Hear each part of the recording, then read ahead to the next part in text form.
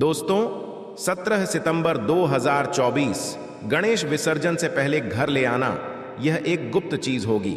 हर मनोकामना पूरी घर में टिकने लगेगा। पैसा इतना धन आएगा कि संभले नहीं संभलेगा। दोस्तों, गणेश चतुर्थी का पर्व हम धूमधाम से मनाते हैं और मनाया भी क्यों ना जाए, क्योंकि गणपति बाप्पा को कहा गया है कि विघ्नों को हरने वाले, कष्टों को हरने वाले और सुख को लाने वाले श्री गणेश जी हैं और इनका आगमन हो चुका है। इनका आगमन भक्तों के लिए अति उत्तम, अति शुभ होता है। ऐसी मान्यता शास्त्रों में कि यदि घर में किसी प्रकार की समस्या है या फिर किसी मनोकामना की पूर्ति के लिए आप गणेश स्थापना करते हैं, पूजन करते हैं, तो निश्चित रूप से वह कामना गणेश जी पूर्ण करते हैं। शास्त्रों की मान्यता ऐसी है कि भाद्रपद की चतुर्थी को गणेश जी को लाया जाता है और अनंत चतुर्दशी को इनका विसर्जन की जाता है। इस बीच की तिथियों में गणेश जी की पूजा आराधना बे धूमधाम से की जाती है। इनको दूर्वा अर्पित की जाती है, मोदक आदि का भोग लगाया जाता है। दोनों समय की विशेष पूजा आरती की जाती है और अंत में अनंत चतुर्दशी के दिन इनका विसर्जन किया जाता है। शास्त्रों में ऐसी मान्यता है कि गणेश जी को अपने घर में लाकर विधिवत उनका पूजन और सेवा करने से हमारी मनोकामनाएं पूर्ण होती हैं। तो विद्या बुद्धि के दाता श्री श्री गणेश जी का आगमन होने जा रहा है। दोस्तों, इनको लाने का जो विशेष समय होता है या फिर इनको स्थापित करने का विशेष समय होता है, वह दोपहर का समय होता है। कारण यह है कि इनका जन्म हुआ था दोपहर के समय, तो इसीलिए यह उत्सव दोपहर में ही मनाया जाता है। विशेषकर स्थापना जो होती है वह दोपहर में ही होती है। गणेश जी की मूर्ति से जुड़ी बहुत सारी कुछ बातें हैं जो कि जानना अत्यंत आवश्यक है। वैसे तो हम बिल्कुल नहीं कहेंगे कि कोई भी गणेश जी की मूर्ति अशुभ होती है।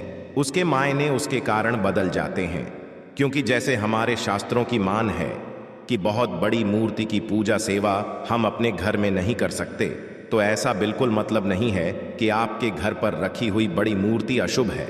हाँ, अशुभ इसलिए है कि आपने उसके बराबर उसकी सेवा पूजा नहीं कि। आगे बढ़ने से पहले आपसे रिक्वेस्ट करते हैं कि अगर आप भी अपने जीवन में भगवान गणेश की कृपा पाना चाहते हैं तो इस वीडियो को लाइक करके कमेंट में जय श्री गणेश लिखना ना भूलिए। दोस्तों, वैसे गणेश जी की मूर्ति में भी कुछ बातें ध्यान रखनी चाहिए।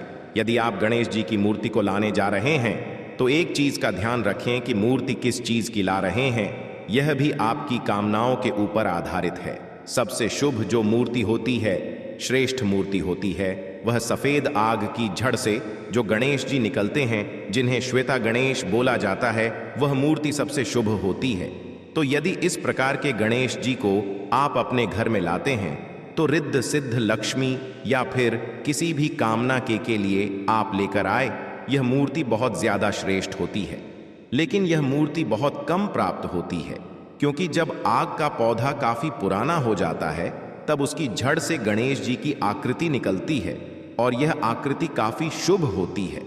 कहा जाता है कि धन के स्थान पर यदि इनको स्थापित कर दिया जाए तो जीवन में चाहे कितनी भी पीढ़ी दर पीढ़ी आपकी जो संतानें हैं वह बढ़ती चली जाए, लेकिन उनको धन की कमी कभी नहीं होती है।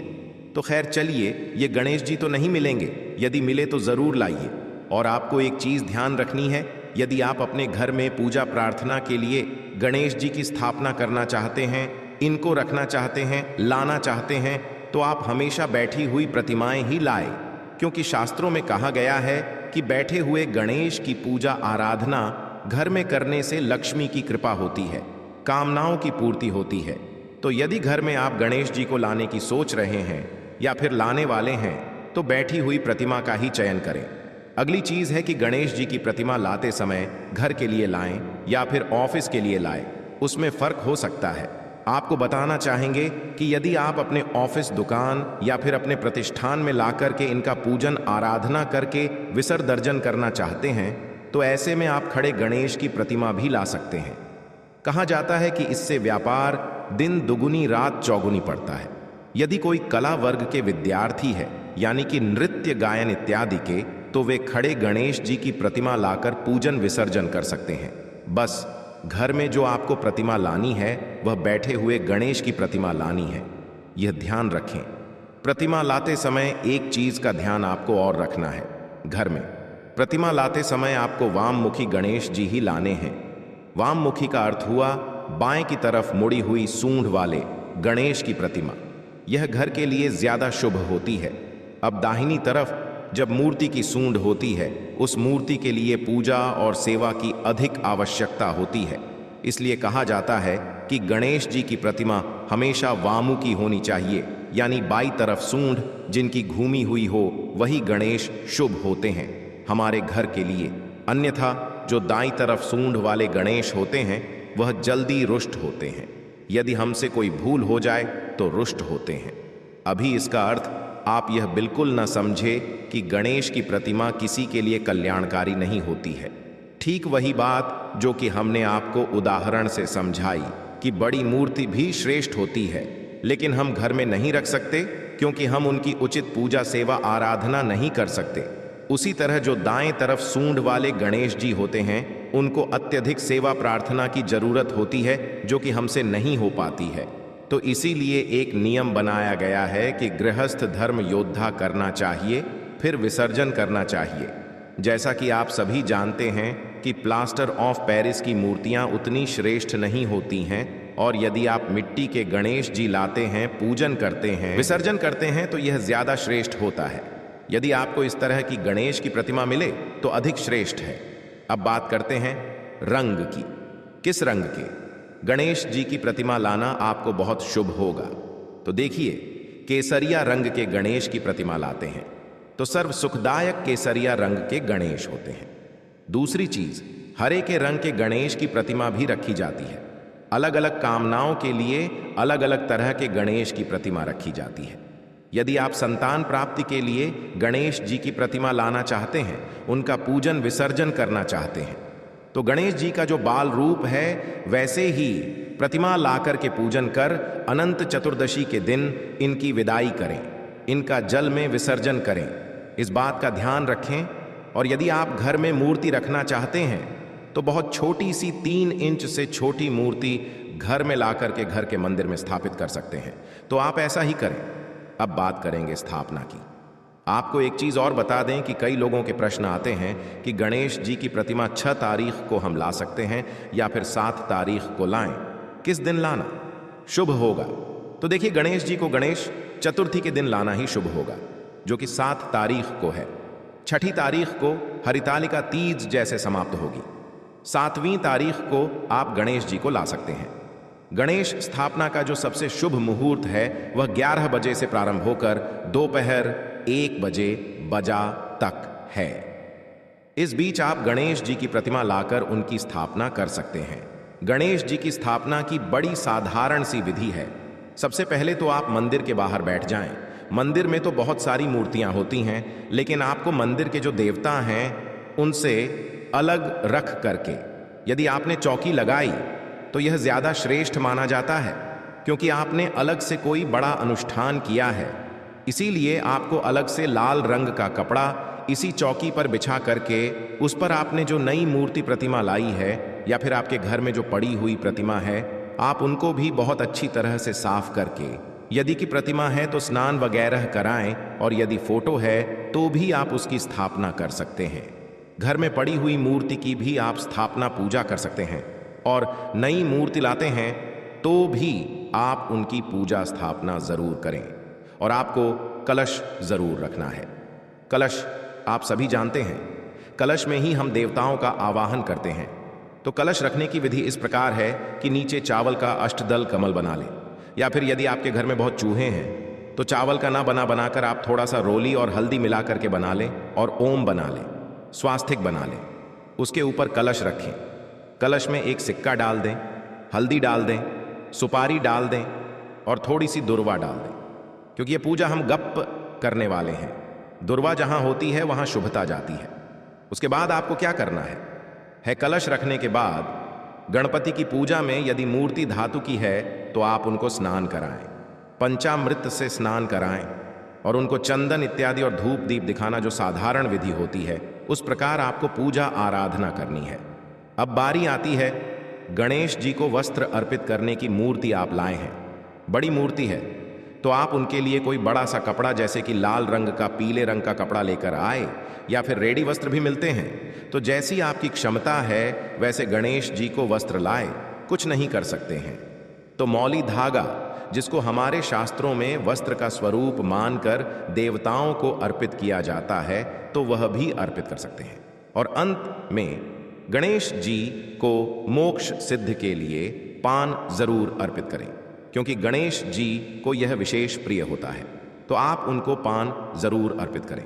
पान में आप एक पान का पत्ता ले दो, 2 इलायची रख करके, और जब गणेश जी का पूजन हो जाए उनको भोग लगाए। भोग में आपको पता है गणेश जी को लड्डू, मोदक इत्यादि बहुत पसंद है। आप घर में मेन विशेष प्रिय व्यंजन बना करके भी इनको भोग लगा सकते हैं। पूरे दिन यदि आप घर में व्यंजन बनाकर भोग लगाते हैं तो वह बहुत शुभ होगा। पूरे दिन का अर्थ यह बिल्कुल नहीं है जितने दिन गणेश जी की स्थापना होती है आपको उतने दिन के लिए ही गणेश जी को लाना है। आप 1 दिन के लिए भी ला सकते हैं, 3 दिन के लिए, सवा दिन के लिए, 5 दिन के लिए, 5वां दिन के लिए भी गणेश जी को ला सकते हैं, और 1 दिन के लिए भी आप गणेश जी की पूजा कर विसर्जन कर सकते हैं। इनकी यह छोटी मूर्ति है तो आप घर में भी इन्हें रख सकते हैं। उन्हें दूर्वा की माला अर्पित करें। यदि कोई विशेष कामना है तो दूर्वा की माला जरूर अर्पित करें, जैसे कि थोड़े थोड़े दूर्वा की गांठें लें और इनको एक मोली में या फिर सफेद धा में बांध लें और बांधकर गणेश जी को अर्पित करें। कहा जाता है कि किसी भी कामना के लिए यदि गणेश जी को 10 दिनों तक दूर्वा की मालाएं अर्पित की जाती है तो गणेश विसर्जन से पूर्व आपकी कामनाएं पूर्ण हो जाती हैं। बच्चे का मन यदि पढ़ाई में नहीं लगता तो रोज गणेश जी को भोग स्वरूप हरी से इलायची चढ़ाएं और हरी इलायची चढ़ाकर अपने बच्चे को प्रतिदिन चाय में, दूध में, किसी भी चीज में डालकर खिलाएं। इससे बच्चा कुशाग्र बुद्धि का होता है। दूसरी चीज है कि प्रसाद जब भगवान को अर्पित करें तो घर के लोगों को भी प्रसाद बांटें। अगली चीज यह भी है कि आप गणेश अथर्व शीर्ष का पाठ करें। यदि बच्चे का दिमाग पढ़ाई में कम लगता है, इधर उधर ज्यादा लगता है, तो ऐसे बच्चे से गणेश अथर्व शीर्ष का पाठ कराएं। नहीं करा सकते तो घर में सुबह सुबह गणेश जी के मंत्र, गणेश जी की आरती, गणेश अथर्व शीर्ष इत्यादि मोबाइल में या किसी चीज में चलाकर छोड़ दे। पूरे परिवार में एक भक्तिमय माहौल 10 दिनों तक बना रहना चाहिए। और आप ये नहीं कर सकते हैं तो कम से कम 1 दिन तो आपको इसका पालन करना ही चाहिए। अगली चीज बता दें कि आपको गणेश जी की पूजा कर विसर्जन करने से एक चीज और करनी है कि आपको ढेर सारा इलायची अर्पित करनी है। यदि आपके कोई कार्य नहीं बन रहे हैं तो आपको कम से कम 21 या 51 इतनी इलायची गणेश जी को अर्पित करके अपने पास रख लेनी चाहिए। जब आप किसी जरूरी काम के लिए जाते हैं तो इस इलायची को अपने पर्स में ढाल लें। और बच्चे का मन पढ़ाई में नहीं लगता है या फिर कभी कभी बच्चे हमारा कहना नहीं मानते, तो ऐसी स्थिति में उसी इलायची को बच्चे को प्रतिदिन खाने को दें। ऐसा करने से बच्चे की बुद्धि सुधरती है और बच्चे का सही बौद्धिक विकास होने लगता है। इस तरह के कार्य आपको करने चाहिए। बाद में आपको गणेश जी की आरती परिवार के साथ करनी चाहिए। तो उम्मीद करते हैं कि हमने सारी विधियां और सारी बातें जो आपको जाननी आवश्यक थीं वह सब कुछ बताया। तो चलिए अब जान लेते हैं गणेश विसर्जन से पहले हमें घर में क्या क्या चीजें लानी है। नंबर पहला, नारियल। इसे समृद्धि और शुभता का प्रतीक माना जाता है और विसर्जन के दौरान नारियल चढ़ाया जाता है। भगवान गणेश को प्रसन्न करने के लिए ताजे फल और मिठाई चढ़ाना शुभ माना जाता है। विसर्जन से पहले भगवान गणेश को पवित्र गंगा जल से स्नान कराया जाता है। यह पूजा सामग्री के रूप में आवश्यक मानी जाती है। गणेश जी को दूर्वा घास अर्पित करने से वे प्रसन्न होते हैं, इसलिए इसका विशेष महत्व है। गणेश विसर्जन से पहले पूजा के दौरान दीपक जलाना और अगरबत्ती से पूजा करना भी शुभ होता है। भगवान गणेश को ददा करते समय फूलों की माला पहनाना शुभ माना जाता है। इन सभी चीजों से भगवान गणेश को विदाई देने की परंपरा पूरी की जाती और घर में सुख, शांति और समृद्धि की कामना की जाती है। तो चलिए अब जान लेते हैं एक बहुत ही खास चीज के बारे में। दोस्तों, अगर आप कम उम्र में ही थकान और उम्र दराज महसूस कर रहे हैं तो यह अद्भुत पौधा आपके शरीर का संपूर्ण कायाकल्प कर सकता है। यह पौधा आपके शरीर के हर हिस्से में नई ऊर्जा और ताकत भर देगा। इसका नियमित उपयोग आपके शरीर को एक नई स्फूर्ति और ताजगी प्रदान करेगा। आयुर्वेद के प्राचीन आशी मुनियों के अनुसार यह पौधा इतना शक्तिशाली है कि अकेला ही आपको 100 हाथियों जितनी ताकत दे सकता है और आपके जीवन की दिशा बदल सकता है। यह न केवल आपको अधिक शक्तिशाली बनाएगा, बल्कि आपके जीवन में सुख, समृद्धि और धन वैप भी लेकर आएगा। आज हम जिस अद्भुत पौधे के बारे में बात करने जा रहे हैं, वह आपकी रातों को जादुई बना सकता है। इसके एक पत्ते का सेवन करने से ही आप इतनी ऊर्जा महसूस करेंगे कि रात भर ताजगी और ताकत बनी रहेगी। यह पौधा मर्दों के लिए एक शक्तिशाली टॉनिक है जो उनके निचले हिस्से में गर्मी और शक्ति प्रदान करता है। यकीन मानिए, आप इस पौधे को पहले नजरअंदाज करते आए होंगे, लेकिन आज इस वीडियो को देखने के बाद आप इसे कभी भी अनदेखा नहीं करेंगे। इस पौधे की विशेषताएं केवल आपकी ताकत बढ़ाने तक ही सीमित नहीं है, यह आपकी दरिद्रता को दूर कर सकता है और आपको भाग्यशाली बना सकता है। इसके नियमित उपयोग से आपके जीवन में सुख समृद्धि का आगमन होगा और यदि कोई बीमारी आपको परेशान कर रही है तो वह भी दूर हो जाएगी। यह पौधा साधारण नहीं है। इसे भारतीय पुराणों के अनुसार हीरे के समान माना गया है। यह आपकी जिंदगी में चमत्कारी बदलाव ला सकता है, इसलिए इसे नजरअंदाज ना करें। आमतौर पर लोग इसे देखकर उखाड़ कर फेंक देते हैं, लेकिन आज के बाद आप ऐसा कभी नहीं करेंगे। इस पौधे के बारे में जो जानकारी हम आपको देने जा रहे हैं, वह आपको लाखों रुपए खर्च करने पर भी नहीं मिलेगी। अगर आप इस पौधे का सही ढंग से उपयोग कर लेते हैं तो आपको लाखों का फायदा बिना किसी खर्च के मिल सकता है। यदि आप आयुर्वेद में थोड़ा भी विश्वास रखते हैं तो इस बात को समझ लें कि यह पौधा प्राचीन हिंदू शास्त्रों में हीरे के रूप में वर्णित है। इसकी जड़ें एक अमूल्य खजाने के रूप में मानी जाती है। आप अपना पूरा जीवन भी इस पौधे के आयुर्वेदिक गुणों को समझ में लगा दें तो भी इसकी पूरी गहराई तक नहीं पहुंच पाएंगे। यह हमारी खुशकिस्मती है कि हमारे पूर्वजों और आयुर्वेद के महान गुरुओं ने इसे हमारे लिए सरल और सुलभ बनाया है। हालांकि भारत में आयुर्वेद और योग को उतनी इज्जत नहीं दी जाती जितनी विदेशों में दी जाती है, लेकिन विदेशों में लोग हमारे प्राचीन ज्ञान को अपनाकर उससे जीवन का आनंद ले रहे हैं। वहाँ के लोग इस तरह की आयुर्वेदिक जड़ी बूटियों और योग का पूरी तरह से उपयोग करते हैं, जबकि हम इसे अन्न देखा करते हैं। इस पौधे की एक और खासियत यह है कि इसे पानी की ज़रूरत नहीं होती। यह पौधा खुद ही अपना रास्ता बना लेता है और उगता रहता है। अगर आप इसका ऐस तरीके से इस्तेमाल करते हैं तो यकीन मानिए, आपके जीवन में कब भी कोई बड़ा कष्ट नहीं आएगा। यह पौधा बीमारियों को दूर करता है और यदि कोई महिला संतान की समस्या से परेशान है तो उसे भी इससे संतान सुख प्राप्त हो सकता है। हिंदू पुराणों में भी इस पौधे को दिव्य शक्तियों से युक्त बताया गया है, जो आपके घर में सकारात्मक ऊर्जा भर सकता है। इस पौधे का सही उपयोग आपके जीवन को बदल सकता है, इसीलिए इसे कभी नजरअंदाज ना करें और इसका लाभ उठाएं। आपके घर में अगर नकारात्मक ऊर्जा, भूत प्रेत का प्रभाव या आर्थिक समस्याएं हैं तो यह उपाय आपकी मदद कर सकता है। इस अद्भुत पौधे का नाम अतिबला है, जिसे महाबली के नाम से भी जाना जाता है। जैसा कि नाम से ही स्पष्ट होता है, इस पौधे में अद्वितीय शक्ति होती है। यह न केवल पुरुषों के शारीरिक बल को बढ़ाता है, बल्कि महिलाओं को भी आनंदमय जीवन प्रदान करता है।